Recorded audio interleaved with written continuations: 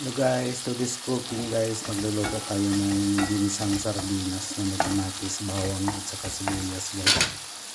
Ayun na guys, ilagay na natin yung sardinas. Ayun na guys, ayun na ligo na sardinas. Masarap ito guys, yung sardinas sa may kamatis. Ayun guys.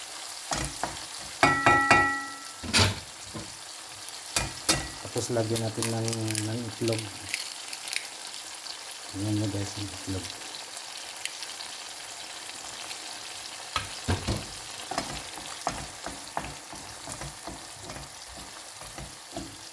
Ayan na guys, lagyan ko guys ng isang itlog guys, ang sardinas sa mga sibuyas, kamatis, bawang.